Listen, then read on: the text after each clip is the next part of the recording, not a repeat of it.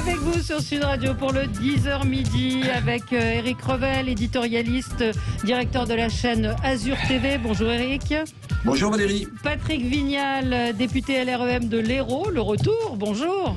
Bonjour. Bonjour à vous. Éric Verhaeghe, entrepreneur, fondateur du blog politique Le Courrier des Stratèges. Bonjour. Et Alexis Poulain, bonjour. Bonjour. Et Alexis Poulain, journaliste, directeur de la publication du Monde Moderne. Et on vous retrouve sur Sud Radio pour l'édito politique tous les mercredis. Couvre-feu à 18h, est-il vraiment respecté? Est-ce que le confinement est inéluctable? Et oui, on est obligé d'évoquer ces sujets. Emmanuel Macron grimpe dans les sondages. Alors lui, faites-vous toujours confiance? C'est vrai qu'il y a un paradoxe entre ce qu'on entend dans les médias et ce sondage. Alors a priori, on peut croire quand même les sondages. Je sais que je vais me prendre plein de remarques. Et puis la majorité qui recule sur la proportionnelle. Et puis beaucoup de petits sujets ici ou là qui font réagir. On va commencer peut-être avec vous, Patrick Vignal. Bonjour, écoutez, moi, mon coup de gueule est clair. Ouais. J'ai un petit jeune Guinéen, Souleymane, 24 ans, qui depuis 1 an a un contrat CDI chez un boulanger à Fabrègues, qui prend son vélo, qui le soir à 23h fait 15 km en vélo jusqu'à 5h du matin. On y propose un CDI. La réponse aujourd'hui, c'est qu'on va le renvoyer chez lui. Je trouve vraiment que dans les frontons liberté, égalité, fraternité, chère Valérie, on oublie la fraternité. Ce jeune, il a envie de s'insérer en France. Ce jeune, il a envie d'aimer la République et on va le virer alors qu'on ne trouve pas de Français capable de tenir ce poste. Ça me rend en colère. Vraiment, remettre de l'humain dans l'urbain, cette période, on n'en a plus que besoin. Je voulais le dire parce que je suis vraiment en colère. Vous avez vu l'histoire aussi de ce boulanger qui a fait une grève de la faim à Besançon. Donc c'est peut-être Je suis en contact avec lui, celui de Besançon. Il viendra nous aider même dans ce combat. Arrêtons d'être des imbéciles en France. Quand un gamin mérite, il devrait même être, si vous voulez, le fer de lance, de dire qu'à un moment donné, on a des gamins qui ont envie d'embrasser la République et de l'aimer. Oui, absolument. Écoutez, Éric, non ? Oui, je partage le point de vue. Maintenant, il faut que tout ça se fasse quand même dans la légalité, parce que la fraternité, c'est bien, ça fait partie de notre devise, mon cher Patrick, mais il faut aussi qu'on rajoute la notion de l'égalité. Mais il peut y avoir... Parce que sinon, vous voyez le sujet sur lequel on risque d'être, sur lequel on peut être confronté d'ici quelques mois. On est bien d'accord, Éric. On est bien d'accord. Alors, Éric Verhaeghe, c'est un coup de cœur. Un coup de cœur qui vous fait plaisir, Valérie, je le sais. Oui. Puisque je voulais quand même signaler une image que j'adorerais voir en France. Parce que vous savez que de nombreuses rumeurs entouraient l'état de santé de Vladimir Poutine. Ouais. Et la communication de ce gars-là me fascine. Ouais. En réponse à ces rumeurs, la réponse qu'il a apportée à ces rumeurs n'a pas été un long discours comme nous on en subit de la part du président de la République. Ça a été de se jeter en maillot de bain dans un bassin d'eau glacée pour l'épiphanie, puisque vous savez que chez les orthodoxes, l'épiphanie est plus importante que Noël. Et voir un président suivre une tradition populaire, puisque c'est une tradition populaire en Russie que de se baigner glacé pour l'épiphanie. Je trouve que c'est une image totalement extraordinaire. J'adorerais voir Emmanuel Macron épouser nos traditions populaires et soit de se jeter... Il a fait la galette à l'Élysée. Mais je préférerais le voir se jeter un bon Beaujolais nouveau dans un bar qu'on rouvrirait. J'adorerais le voir en effet prendre un bain de 1er janvier à Dunkerque, plutôt que de subir ces discours où il essaye de nous convaincre de choses que j'ai du mal à comprendre généralement. Mais je crois que c'est Christian Estrosi, Éric Revel, non, qu'on voit régulièrement. Oui, bien sûr. Il y a la fameuse baignade de fin d'année sur la promenade des Anglais à Nice. C'est plus simple à Nice. À cause du couvre-feu, je suis pas sûr qu'elle ait eu lieu, mais peut-être que je l'ai loupé. Non, je l'ai pas vu, non plus. Vous avez raison. On l'aurait vu passer. Alexis Poulain. Alors moi, c'est une question, une interrogation, et une inquiétude. Israël, qui est donc l'État fer de lance sur la vaccination, qui vaccine le plus de personnes, qui d'ailleurs paye cher le vaccin et donne les données de santé à Pfizer pour en avoir plus des doses, qui a confiné 15 jours de manière très stricte. Eh bien, qu'est-ce qu'on apprend ? Il y a de plus en plus de contamination et de cas de contaminés au coronavirus. Donc, alors, je sais que la campagne de vaccination est en cours, mais pourtant ils essayent d'avoir les 2 doses. Il y a eu un confinement très dur, et là on se dit, mais qu'est-ce qui se passe si le vaccin ne marche pas ? si finalement ça ne marche pas. Parce que là, c'est très inquiétant. Les courbes sont pas très bonnes et bon, ils continuent la campagne de vaccination. Pourtant, c'est les bons élèves du Covid depuis le début. Et malgré ça, ils ont quand même des chiffres catastrophiques. C'est pas ce que j'ai lu hier, mais je n'argumenterai pas avec vous. Article de High 24, donc chaîne israélienne, du 19 janvier. Donc voilà. Moi, voilà, c'est une question que je pose et je me dis, mais est-ce qu'on a un plan B si jamais, malgré la vaccination, ce virus trouve un moyen de continuer? Il faudrait déjà qu'on ait un plan A, Alexis. Oui, non, mais ça on va en parler tout à l'heure. La question, si l'hydroxychloroquine fonctionne, pourquoi est-ce que l'IHU de Marseille vaccine? Mais ça fonctionnait, ça sort. Mais il vaccine parce que l'IHU, vous n'êtes pas sans savoir que Sanofi est un grand sponsor de l'IHU et Sanofi prépare un vaccin. Donc il va bien falloir à un moment que Raoult vaccine comme tout le monde. Non, mais pourquoi? Si on peut guérir, comme nous le disent la plupart des gens, grâce à l'hydroxychloroquine. Au-delà de ça, moi j'aimerais savoir quel traitement a reçu Brigitte Macron quand elle a dit j'ai été soignée. Ce serait bien de savoir ce que Brigitte et Emmanuel Macron ont reçu comme traitement, s'ils ont reçu un traitement, parce que bon, les Français veulent savoir. On parlait de Vladimir Poutine qui se fout à poil dans un bain. Là, ce serait bien qu'on ait un peu de transparence, au-delà de juste se déshabiller pour se tremper dans l'eau froide, mais juste savoir quel traitement ont reçu notre couple présidentiel adoré. Écoutez, on peut leur demander, mais je pense qu'il n'y avait pas, je demande, mais j'aimerais savoir. Voilà, ce serait sympa. Les Français veulent savoir. On transmettra votre demande. Alors j'hésite à démarrer le coup de cœur ou le coup de gueule d'Éric Revel, parce que je pense que ça va nous emmener sur une discussion. Peut-être que juste avant, et ça introduira votre coup de gueule, c'est Combini, vous savez, qui est un site internet qui a évoqué un héros noir doublé par un blanc, et donc toute la polémique autour de faut-il qu'un blanc double un noir, etc. Vous l'avez vu passer, Eric, ça? Oui, je l'ai vu passer. J'ai surtout vu passer la parodie qui m'a fait éclater de rire. Donc c'est un type qui dit, alors ça doit être quelqu'un de connu, mais pardonnez-moi. C'est Mathieu Madénian qui dit, c'est ça. Voilà. Alors c'est très drôle parce que il dit, vous imaginez le sujet du jour, on vient de découvrir que l'acteur américain Freeman est doublé par un blanc. C'est vrai que c'est un vrai sujet de préoccupation. Et sa chute, c'est de dire, mais quand ils vont apprendre par qui est doublé Bob l'éponge, ils vont pas et que ce n'est pas une éponge qui double Bob l'éponge. Donc c'est vrai que là, on atteint quand même les sommets du politiquement correct. C'est n'importe quoi. En fait, ce principe de l'intersexualité, c'est toutes ces luttes sur le genre, sur la race, sur etc., qui ont le vent en poupe, disons-le. C'est ce qui fait les facs américaines. Non, mais ça pose beaucoup de questions sur l'essentialisation. Finalement, la question, elle est là. L'humanisme, la valeur qu'on donne à l'être humain, est-ce qu'il est sur la façon dont il s'envisage, son essence? Enfin, c'est une question philosophique, mais derrière, ces luttes-là réfléchissent pas tellement, en fait. Derrière, c'est vraiment vous n'avez pas le droit parce que vous n'avez pas la bonne couleur. Non, mais vous n'avez pas le droit, c'est pas le bon pays, vous ne pouvez pas en parler. Allez. Vous êtes un homme, vous ne pouvez pas en parler. Voilà.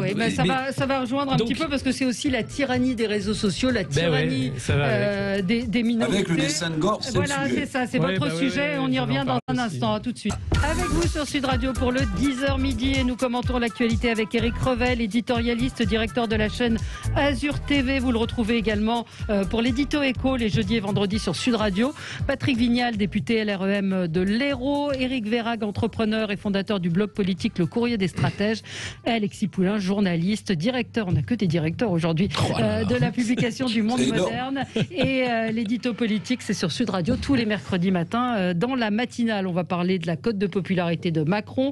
On va parler de la proportionnelle avec Christophe Castaner hier, qui a dit vraiment, je ne veux pas faire rentrer 100 députés FN à l'Assemblée, donc pas de proportionnelle. Qu'en pensez-vous? Et puis le couvre-feu, est-il vraiment respecté? Va-t-on vers un reconfinement? Et Éric, votre coup de gueule, qui est un sujet en soi, je voulais le traiter sur ce politiquement correct, à propos d'un dessin du Monde fait par Xavier Gorce, dessinateur de presse.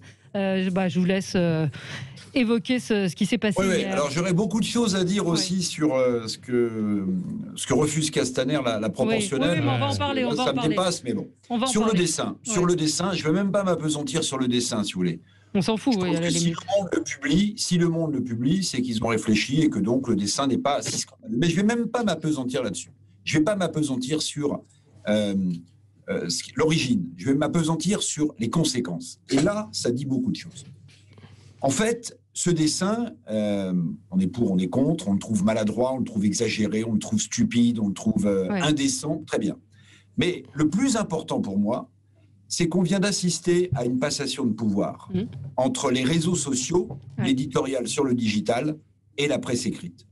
Parce que ça n'arrive pas dans n'importe quel contexte et ça n'arrive pas à n'importe quel journal. C'est sans doute, avec Le Figaro, le plus grand quotidien français.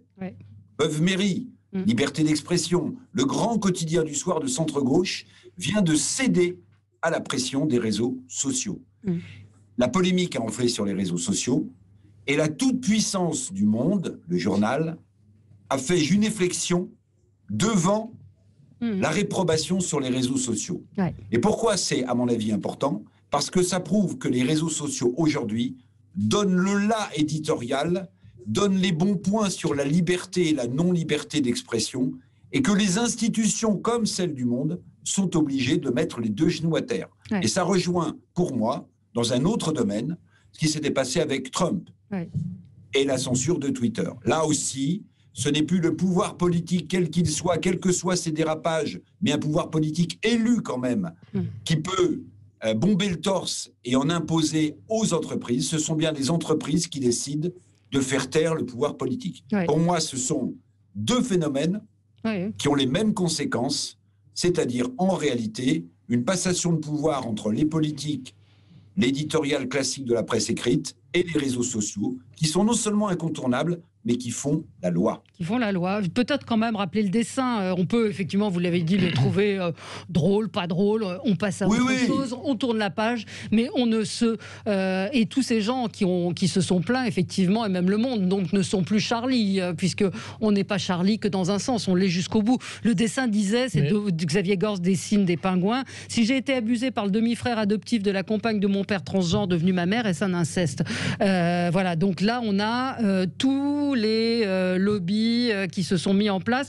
Et je voyais dans Le Point ce matin que cet élan d'indignation a été notamment porté par le député Aurélien Taché, rapporteur et le rapporteur général de l'Observatoire de la laïcité Nicolas Cadenne et Rokhaya Diallo. Et donc ces trois personnalités qui sont extrêmement engagées, militantes, ont drainé toute une centaine de tweetos d'adhérents à leur compte et Le Monde a donc cédé sous cette pression, ce qui est absolument invraisemblable. Soit le dessin tombe sous le coup de la loi et effectivement on le retire, mais là c'est quoi ? C'est la morale ? C'est la morale, c'est terrible parce que et vous savez, ne pas offenser, c'est ce que dit Caroline Fourest dans son livre Génération offensée. Oui, c'est ça, tous ces gens qui se sentent offensés. Mais oui, alors évidemment, alors l'offense c'est la vie, j'ai envie de dire, on passe son temps à offenser des gens dès qu'on l'ouvre, dès qu'on a des opinions.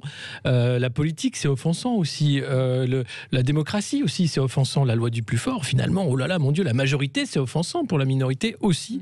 Et pourtant vous savez que je combats la pédocriminalité, l'inceste, évidemment que c'est scandaleux, et alors c'est un dessin de presse. Oui, voilà. Et si on commence à dire même les dessins ça commence à bien faire, on va plus pouvoir publier, et Le Monde a choisi de publier, donc il n'y a pas de raison de rétropédaler une fois que le choix est fait, et je suis tout à fait d'accord avec Eric. C'est très dangereux, c'est-à-dire que c'est le tribunal populaire quotidien. Alors, quel va être aujourd'hui le tribunal numérique populaire, on va dire, quelle va être l'indignation du jour ? En gros, on regarde, et alors sur quoi on va s'exciter ? Donc, j'ai vu passer ça, j'ai vu passer le truc de Morgan Schreiber. À un moment, je dis j'arrête. Et c'est vraiment, mais grave, parce que c'est une caisse d'amplification qui fait qu'on vit dans un truc où finalement on quitte une réalité, et là on parle d'un dessin, et effectivement comme vous dites, où on met le curseur, à quel moment finalement pour passer dans un journal comme Le Monde, on va aussi s'autocensurer jusqu'à un point tel qu'on ne pourra plus rien dire. Alors c'est la fameuse phrase, on peut plus rien dire. Maintenant justement on peut dire plein de choses, on peut faire plein de choses, et heureusement, et les gens qui sont blessés, indignés peuvent aussi le dire, tant mieux, mais ça doit pas mettre en place un régime de censure numérique que aujourd'hui les GAFA sont très contents de mettre en place, et les gouvernements aussi, parce qu'on a fait passer dans la nuit aussi à l'Assemblée une loi sur les fake news en période électorale qui va aussi permettre pour 2022 de verrouiller les réseaux sociaux en temps de campagne politique. Donc on est vraiment là dans un monde dangereux où la liberté de parole est menacée, et ça c'est pas souhaitable du tout. Ouais. Michael, vous dites, un auditeur nous dit un dessin humoristique publié dans un journal mais qui ne fait pas rire la majorité des lecteurs, on ne doit pas le retirer. Non, on ne doit pas le retirer.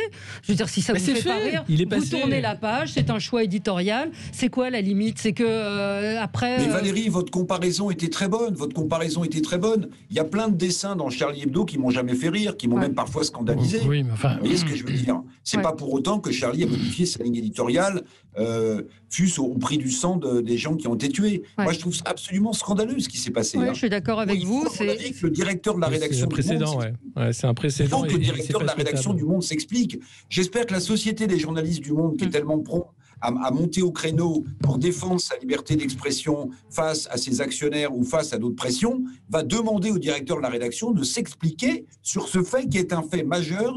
Je ne suis pas grandiloquent souvent, Valérie, mais là mais je suis d'accord avec vous.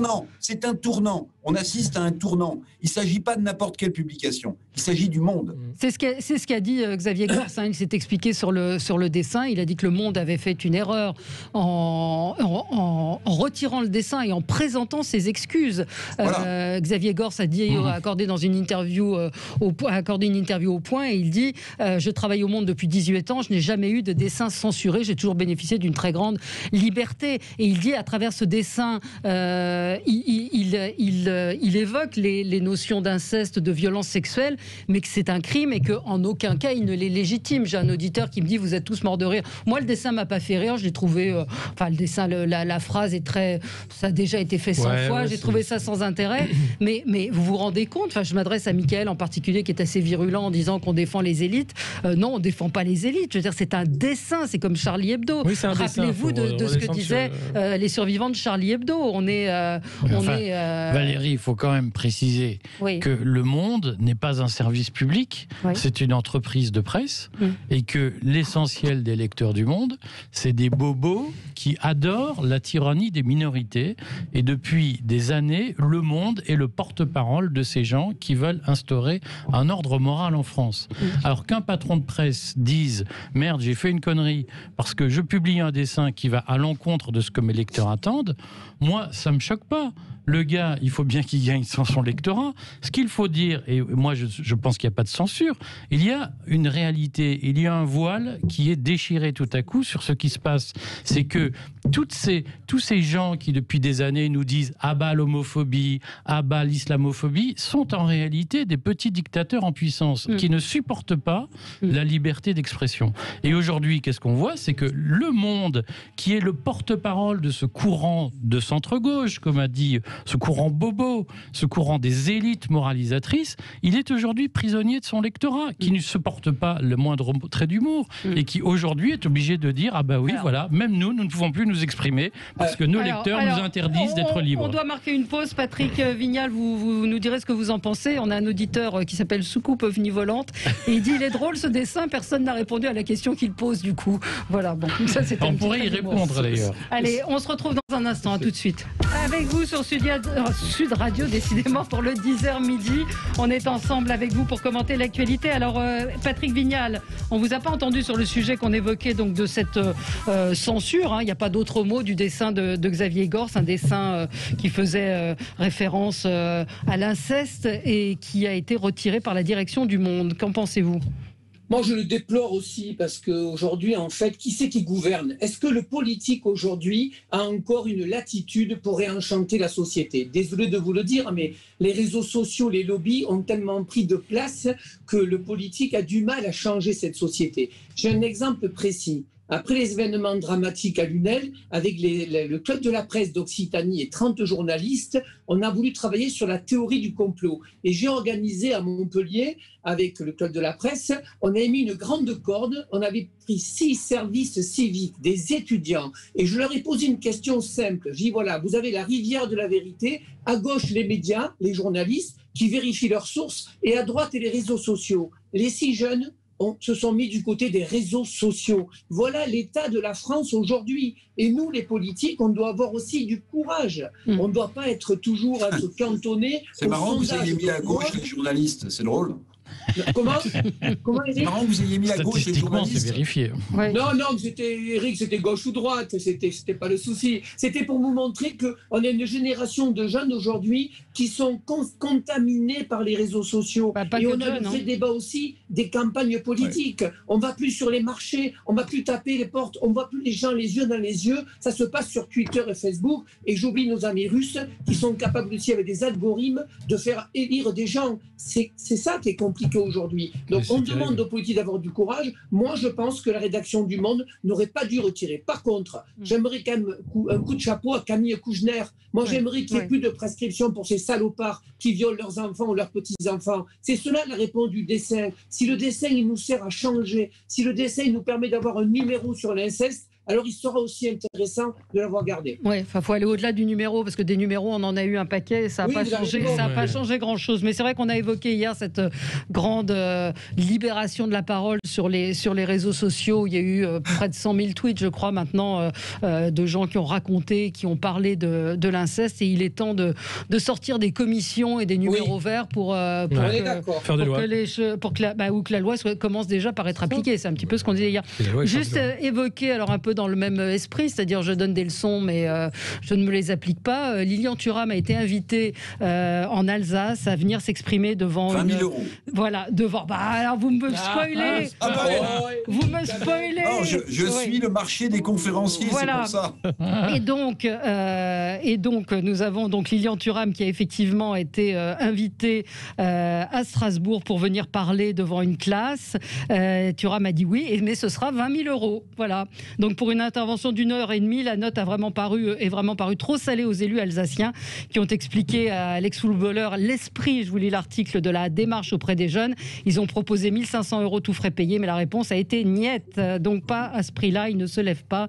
Adrien Zeller donc a décidé de se passer de ses services et a dit on ne vit décidément pas dans le même monde. C'est vrai que la leçon d'antiracisme de Thuram est vraiment hors de prix. Ce petit article qui a été tweeté par les commissaires de la police nationale. Voilà, un gardien de la paix gagne 1 500 euros par mois.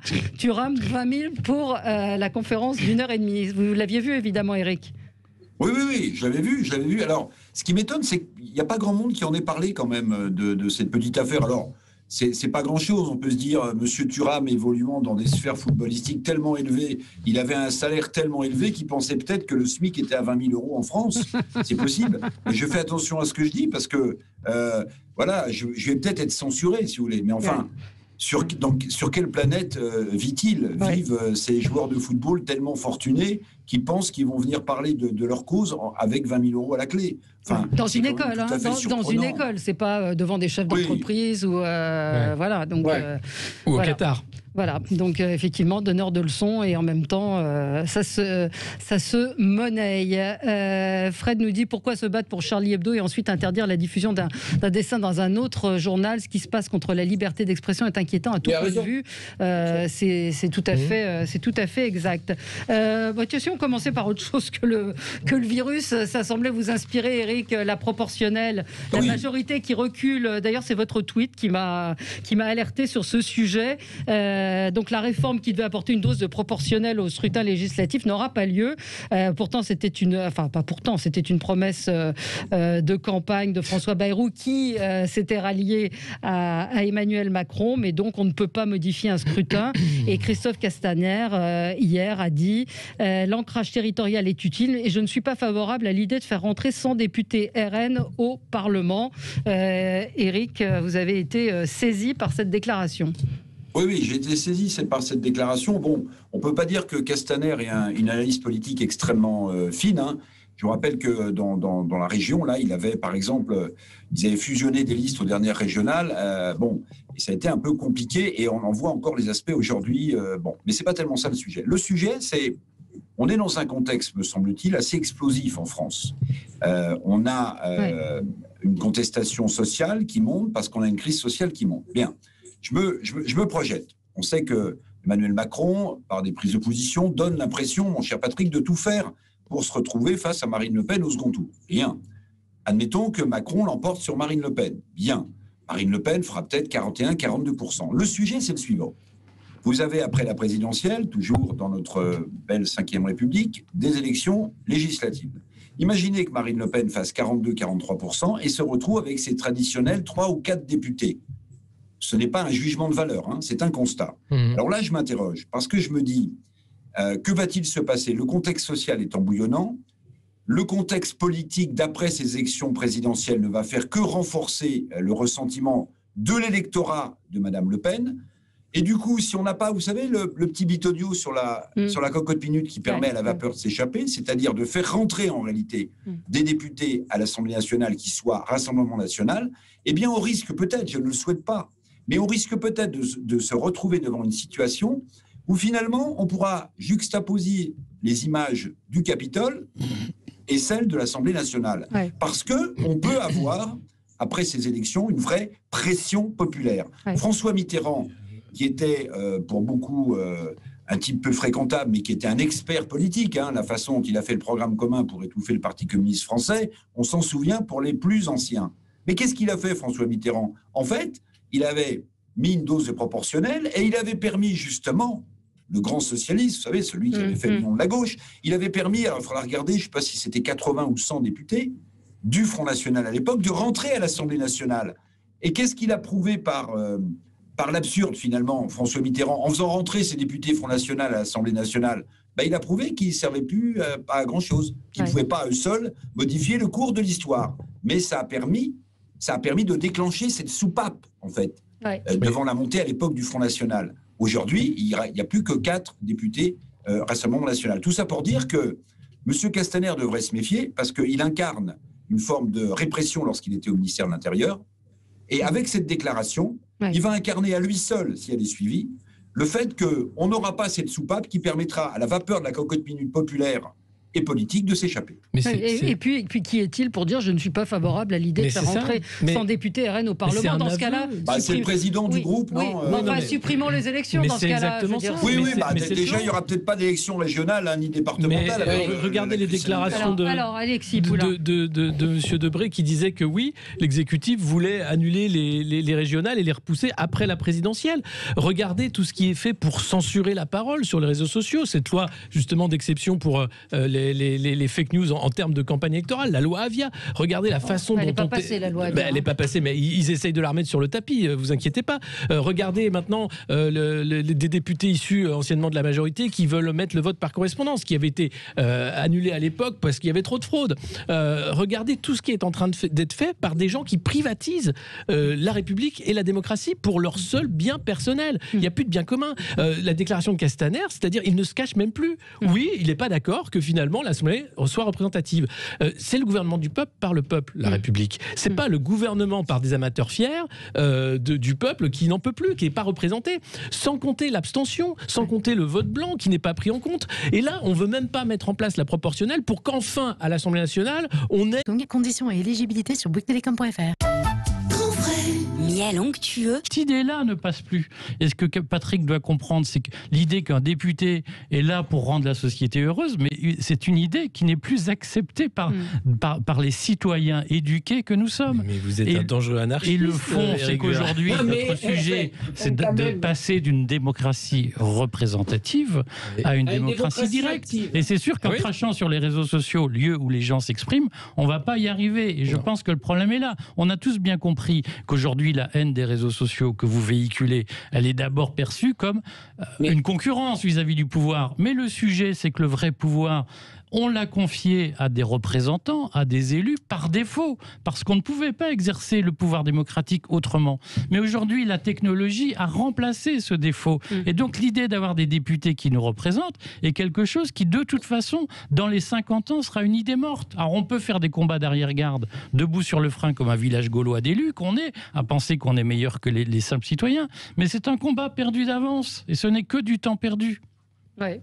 Je suis désolé, mais... Allô? Oui, on vous écoute. Je suis désolé, mais cher Eric, j'ai mal formulé mes réponses, ou alors vous ne l'avez pas compris. Je suis désolé, moi je crois plus une démocratie active. J'ai souvenir, pendant la crise des Gilets jaunes, j'ai organisé 9 débats avec 2000 personnes pour faire remonter. Moi, je fais partie de ces parlementaires de terrain qui pensent que les lois devraient être faites par les cititoyens et votées à Paris. Donc après, le vrai débat aujourd'hui, c'est comment on fait une démocratie active, comment on fait pour toucher le maximum de citoyens. Sinon, à ce moment-là, on élit un roi. Mais ils se touchent tout seuls, les citoyens. Ils n'ont pas besoin qu'on les aide. Mais cher monsieur, mais c'est pas vrai. Tous les jours, moi, je reçois des gens du monde associatif qui veulent faire évoluer les lois. Et donc, moi, je suis normalement leur représentante à l'Assemblée. Mais moi, je n'ai pas la science infuse. Je ne sais pas tout. Et je suis aussi capable de dire quand je ne sais pas. Donc, je suis désolé. À Montpellier, j'ai mis en place les députés aujourd'hui ont un problème de légitimité. Oui. Mais je ne vous ai pas dit le contraire. Quand on est élu avec 30% des citoyens, on est mal élu. Ce n'est pas une question de couleur politique, c'est la notion même de député qui pose problème. Mais est-ce que sur le fond, la proportionnelle n'est quand même pas le système le plus juste et le plus égalitaire ? Éric, peut-être là-dessus ? Ah oui, ça me paraît. Non, le plus représentatif. Ça me paraît tellement sensé que. Je pense qu'il n'y a pas 36 voix, si vous voulez, pour redorer la parole politique et la représentativité des gens qui sont élus au suffrage direct, c'est-à-dire les députés versus les sénateurs. Ce serait de mettre une dose de proportionnel. Je ne dis pas qu'il faut rendre l'Assemblée nationale ingouvernable, un peu comme c'est le risque aussi. Après, c'est notre culture. On n'est pas dans la 4e République, mais je pense qu'une dose de proportionnel, c'est même essentiel. C'est ça qui va sauver l'idée que les gens se font de la représentativité de leur vote avec leurs élus. C'est uniquement ça. C'est pas des grandes conventions. Le président de la République donne son avis sur tout et sur rien. Il faut que les gens aient l'impression qu'ils votent pour des gens qui vont défendre leur point de vue. Mais si les gens votent pour des gens qui ne sont pas suffisamment élus versus ce que représentent ces gens dans le pays, on a un problème de fond. Enfin, c'est le b.a.-ba, me semble-t-il. Alors, on a un auditeur, Georges, en ligne, qui voulait réagir. Bonjour, Georges. Oui, bonjour. Je suis à l'antenne. Vous êtes à l'antenne sur Sud Radio, on vous écoute. Oui, bonjour. Mais écoutez, j'ai pris mon tour, donc peut-être que mon intervention sera un peu décalée par rapport à ce que j'ai entendu. Mais effectivement, j'ai beaucoup de mal à comprendre que certains intervenants sur votre antenne puissent encore avoir des propos relativement mesurés par rapport à une convention comme celle qu'a fait Christophe Castaner. Oui. Monsieur, on connaît quand même son histoire en tant que le ministre de l'Intérieur. Il a un très beau poste aujourd'hui. On vous entend relativement. Vous m'entendez mal ? Oui, très mal. Attendez, j'essaie d'améliorer les conversations. Voilà. Est-ce que c'est mieux comme ça ? C'est mieux, allez-y. Excusez-moi. Oui, donc je suis quand même assez révolté par l'intervention de Christophe Castaner. Je crois qu'aujourd'hui, en France, nous faisons face à de multiples défis. Que à chaque fois que des voix s'élèvent pour dire il faut la proportionnelle, qu'il y ait des personnages comme M. Castaner qui n'hésitent plus, qui ne se cachent plus, comme ça a été dit, pour dire qu'ils ne souhaitent pas finalement que la démocratie s'exprime, me semble vraiment scandaleux. Aujourd'hui, nous avons à faire face à des crises migratoires importantes. Nous avons à faire face à une crise sanitaire. Nous avons à faire face à une crise de confiance dans les institutions. Je suis en train de lire le livre de Vincent Jauvert qui s'appelle Les Voraces, sous-titre Les élites et l'argent sous Macron. J'invite tout le monde évidemment à lire ce livre. J'ai aucun intérêt à le faire, j'ai pas de droit d'intérêt là-dessus. Il y a vraiment un gros problème. Nous, notre Capitole, je veux dire, si nous n'avons pas encore eu, c'est parce que nos institutions sont solides. Elles ne le sont certainement pas par rapport à la probité de ceux qui nous gouvernent. Je tiens à le dire et je le regrette. Ouais, écoutez, c'est une intervention tout à fait juste. On va marquer une pause et on se retrouve dans un tout petit instant. À tout de suite. Allô. Oui, attention Eric, on vous entend, les micros sont ouverts.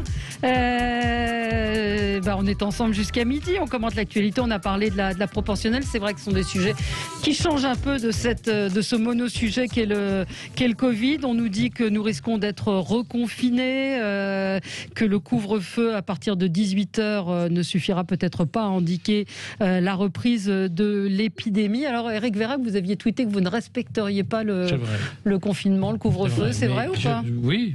Enfin, je ne fais pas de violation délibérée par provocation, mais le couvre-feu ne change pas beaucoup de choses à mon mode de vie. Et hier soir, j'étais dans les rues de Paris à 20h30, mais je fais partie des heureux privilégiés qui échappent au couvre-feu, puisque vous savez qu'en réalité, le couvre-feu ne s'applique officiellement qu'aux salariés du secteur privé. Oui, c'est vrai que les fonctionnaires ont tous une dérogation. N'ont pas besoin d'attestation pour circuler après 18h. ni les professions libérales, ni les travailleurs indépendants, ni les journalistes, ni les élus. Donc, quand une fois qu'on a fait toute cette liste, il ne reste plus que les pauvres salariés du secteur privé qui, eux, ont juste le droit de sortir pour travailler, puis de rentrer et payer des impôts ensuite pour que nous puissions nous sortir. Et donc, je trouve, si vous voulez, que cette histoire de couvre-feu, elle est très discutable, parce que je ne comprends pas tout de son fonctionnement. Et par ailleurs, il est un fait que il y a environ 18 millions de salariés en France, 7 ou 8 millions de personnes qui ne sont pas salariées, et donc un tiers de la population n'est pas soumise au couvre-feu, ce qui est plutôt pratique, mais ça pose quand même question sur le sens de cette décision. Pour le reste, j'arrive pas à comprendre, si vous voulez, la stratégie qu'on a en matière sanitaire, parce que c'est vrai que pour l'instant, nous avons moins de 3000 personnes en réanimation, et que donc nous sommes dans une situation qui n'est pas très heureuse, mais qui n'est pas dramatique. Et de ce point de vue, on peut penser qu'il y a une disproportion. J'entends partout qu'il y a un confinement qui est prévu pour le mois de mars, qui serait déjà acté. Février. En tout cas, il y a déjà dans la presse pas mal de on parle de médecins plutôt. qui vous disent qu'il faut un confinement en mars. On verra si c'est février ou mars. Non, le mois de mars serait terrible. Ça, c'est ce qu'on entend. Martin Hirsch, Karine Lacombe, etc. Que c'est le cas. On dit, attention, en mars, ça va être terrible. Donc, on va sans doute être confiné en février. Et d'ailleurs, tout le monde devrait le dire. Il y a des sources concordantes qui nous parlent d'une semaine avant les vacances de février, une semaine après. C'est déjà dans les tuyaux. Tout le monde est là pour essayer de masser l'opinion en disant, allez, on va vous reconfiner. Alors, si c'est un confinement comme le deuxième, ça va, parce que c'était pas un confinement. Si c'est comme le premier, c'est encore autre chose.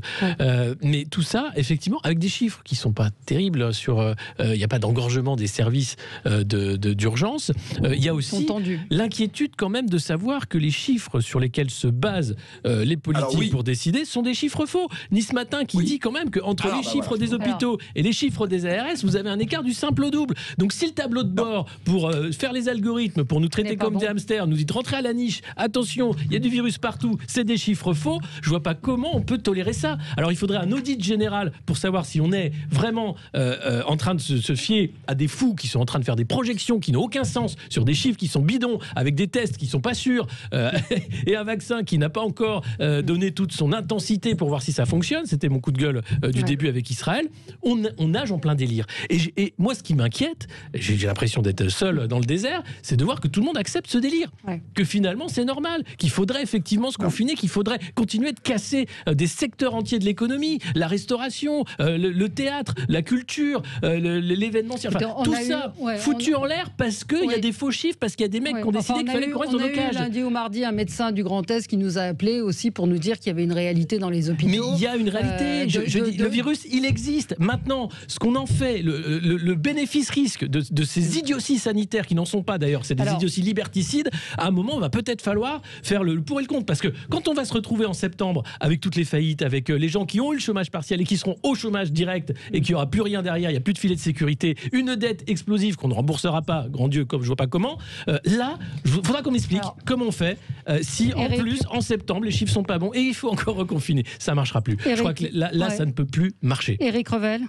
Oui, alors ce que dit Alexis, alors au moins sur le début de ce qu'il a dit, je confirme, il y a eu un très bon papier dans Nice Matin, dans notre belle région sud, et d'ailleurs hier on en parlait avec Denis Carreau qui est le directeur de la rédaction. En fait, eux, ils ont fait pendant plusieurs semaines un décompte, j'allais dire avec leurs petits bras musclés, vous voyez, un truc non officiel, et ils se sont aperçus qu'en fait les chiffres ne correspondaient pas, au niveau des Alpes-Maritimes en tout cas, à ceux, pour les Alpes-Maritimes, qu'exposait Santé publique France, qui est un peu l'organe officiel. Alors, ça a fait du bruit parce que, je ne sais pas si vous avez vu, Jérôme Salomon, qui est quand même le numéro 2 du ministère de la Santé, qui est le directeur général de la Santé, il a demandé du coup à ce que l'ensemble des CHU, et pas que dans les Alpes-Maritimes, fassent remonter leurs chiffres. Pourquoi ? Parce qu'on s'aperçoit, en tout cas, dans les Alpes-Maritimes, ce que disait Denis Carreau, le directeur de la rédaction de Nice Matin, qu'en fait, on impute des décès Covid-19 à des décès qui ne sont pas Covid-19. Et évidemment, ça trouble les chiffres, et ça donne, disait Denis Carreau, une surestimation des décès dans notre département des Alpes-Maritimes face à la pandémie. Vous voyez le problème ? C'est-à-dire qu'aujourd'hui, on va attendre d'avoir des chiffres qui vont être révisés, sans doute à la baisse. Ça ne veut pas dire qu'il n'y a pas de pandémie. Je ne suis pas en train de développer une théorie complotiste. Je dis simplement que c'est très curieux de se rendre compte que sur des chiffres qui devraient être transparents et fiables, il y a un vrai sujet de débat dans les Alpes-Maritimes, mais sans doute ailleurs dans le pays. C'est la base, enfin, qu'il n'y ait pas un audit national, à un moment qu'on dise on arrête le délire. Qu'est-ce que c'est que ça? Enfin, comment on fait? Parce que, rappelez-vous, tous les confinements, les couvre-feux, les machins, sont basés sur des projections. Rappelez-vous Emmanuel Macron qui parlait de 400 000 morts si on faisait rien. Tout ça, c'est des faux chiffres, c'est bidon. Et on accepte comme si, ah oui, attention, parce qu'il y a une courbe. Il y a une courbe. Mais on n'est pas des algorithmes. On n'est pas des algorithmes. Éric ? Oui, non, mais alors, je trouve en effet, puisque moi j'avais titré lundi sur ces chiffres de Nice Matin, car moi j'ai compris que Jérôme Salomon avait quand même demandé une remise à plat des bases de données. La base, oui. Mais ce qui est en effet très gênant, c'est que alors que ça devrait être l'objet d'un débat national et d'une prise en main par les pouvoirs publics de peut-être qu'on se trompe, aujourd'hui on est en permanence en train de naviguer entre des eaux, à expliquer, à cacher les choses. Et il faut comprendre, le gouvernement devrait comprendre que cette stratégie de l'esquisse, de louvoiement permanent, elle nourrit la méfiance du public. Et elle a des effets dévastateurs sur la légitimité. Je ne sais pas si on cache les choses volontairement. Je pense que c'est plus du domaine de la désorganisation totale. Moi, je pense que c'est plus ça, si vous voulez. Parce que quand on cache les choses, Éric, on s'engouffre et on donne quand même du corps à des théories que moi je veux éviter absolument, que j'appelle des théories du complotisme. Mais je pense qu'il y a une désorganisation, en fait, totale. Je vais vous prendre un exemple dans la vaccination et je laisse la parole à Patrick. Nous, on a ici une très grande clinique privée, bon, peu importe son nom, qui se trouve du côté de Mougins et de Cannes, qui depuis des jours et des jours disait à l'ARS, l'Agence régionale de santé, nous, on peut vacciner dans notre clinique privée, on a tout ce qu'il faut, on a des salles, c'est vide, venez, on vous aide, envoyez des doses, on va vacciner des gens. Mais attendez, ça a duré des semaines avant que l'ARS bureaucratique et qui représente l'hôpital public accepte qu'une clinique privée vaccine, alors qu'il le faisait bénévolement. Vous voyez ce que je veux dire? On en est là aussi. C'est plus de la désorganisation que la volonté de cacher, Patrick. On en est aussi, pardon, juste une seconde, on en est aussi, et je reprends des réactions de médecins où on a installé des barnums pour vacciner les gens et où il n'y avait pas les vaccins. Alors le ministre de la Santé, le ministre de la Santé a dit ils ont organisé ça sans qu'on leur dise combien on aurait de doses. Ça paraît un peu limite. Et la chaîne du froid aussi, un pharmacien qui a suivi les choses et qui a vu qu'il y avait quand même quelques lacunes quant à au respect de la chaîne du froid. Vignal, on vous écoute. On a effectivement un auditeur qui nous dit, on nous a dit d'attendre cette semaine des chiffres des conséquences du premier de l'an et finalement on n'a rien eu. Ça ne vous interroge pas. Et une autre qui nous dit que effectivement en France 3 Côte d'Azur, chiffre ARS 474, chiffre CHU 178, 50% de moins. Réponse du directeur de l'ARS. Je cite, on compte les gens qui ont été en réa et reviennent après, donc en gros on les compterait 2 fois. Patrick Vignal. Bien fait.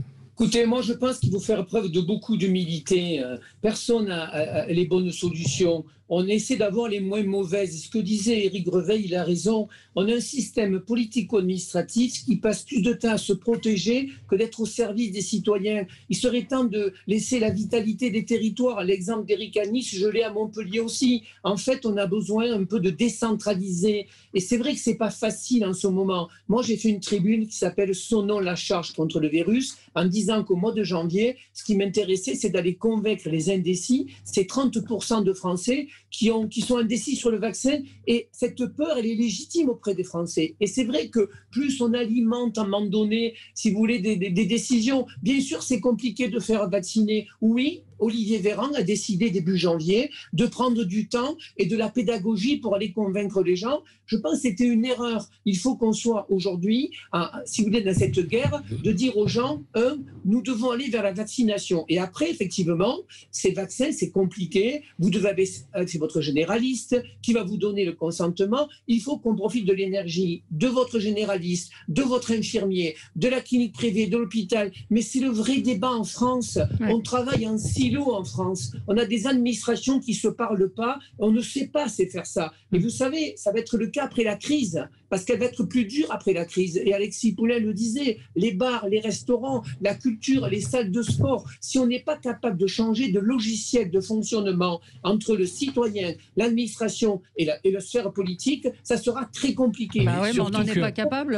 Surtout que, quand même le constat. Et en Italie, ça commence à craquer. Vous avez les restaurateurs qui ouvrent, il y a une fronde. parce qu'on se base sur, encore une fois, des études qui sont contestées. C'est pas les restaurants qui sont des clusters. La preuve, depuis que c'est fermé, ça continue. C'est pas les salles de spectacle. Il y a eu deux concerts tests à Madrid en respectant des mesures sanitaires qui n'ont pas créé non plus de clusters. Il y a eu la free party. Tout le monde avait gueulé parce qu'il y avait des toughers qui avaient fait la fête en Bretagne. Il n'y a pas de cas avérés qui sortent de ce truc-là. Donc, à un moment, où est-ce qu'on le chope, ce truc, et pourquoi on a fermé des pans entiers de la société alors qu'avec des gestes barrières, c'était possible. Pas tous en même temps. Éric Revel. Éric ? Pardon, mais non, attendez, Alexis, je veux bien qu'on ne croit plus du tout à la parole politique, mais j'ai entendu le ministre de la Santé quand même dire que d'après les retours qu'ils ont, le couvre-feu à 18h dans les départements qui ont mis en place le 2 janvier, ça fonctionne et ça a baissé le taux de contamination de 16 ou 18%. 16%. Alors si on croit plus aux chiffres, potentiellement, rien, et encore. On est mal, hein. C'est rien, 16%, c'est rien, c'est vous dire. Mais encore une fois, le bénéfice-risque, pour tous les commerçants qui ont déjà une année terrible en 2020, vous les faites fermer à 18h.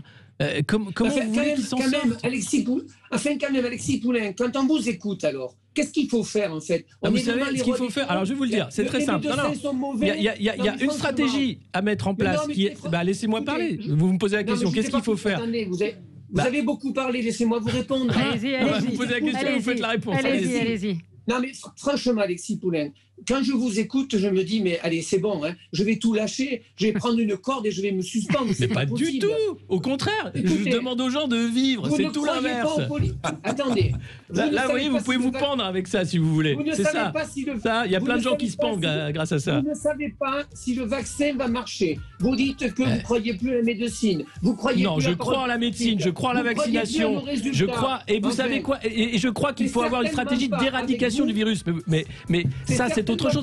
Les pays qui réussissent, les pays qui réussissent, c'est quoi ? C'est la Nouvelle-Zélande, l'Australie. C'est des pays qui ont fermé les frontières. C'est des pays qui ont fait des vrais confinements. C'est des pays qui font la chasse. Mais bien sûr, encore pire. Mais vous faites ça pendant un mois. C'est quoi ça ? Mais c'est quoi ? C'est des mesures qui marchent. Là, on fait de la fausse mesure du en même temps avec les écoles ouvertes, les aéroports qui accueillent le virus du monde entier, les bras ouverts, et on empêche les Français de sortir de chez eux à 18h pour aller faire des achats. Vous savez très bien que ce qui essaie de marcher le mieux à un moment donné, c'est le vrai confinement. Et pour l'instant, on veut l'éviter. Mais on veut l'éviter et on l'aura. Donc on fait tout, on veut tout à l'envers. Si je peux glisser un mot, le sujet, c'est pas le nombre de contaminés, c'est le nombre de morts ou le nombre de personnes en réanimation. Donc ce qu'il faut, c'est confiner les personnes à risque et laisser les autres vivre normalement. Oui. Alors, Éric, posez la question aux gens de 70 ans et dites-leur qu'ils restent chez eux. Vous aurez le résultat. Il y avait déjà eu. Comme on ne pose pas la question aux personnes de moins de plus de 70 ans, on ne la pose à personne. Elle avait été évoquée, ça avait provoqué un tollé. Mais moi, si on pose la question du confinement, je dis non. Pourtant, tu n'as pas compte de mon avis. Merci à tous les quatre. On se retrouve demain pour d'autres infos sur Sud Radio. Très bonne journée.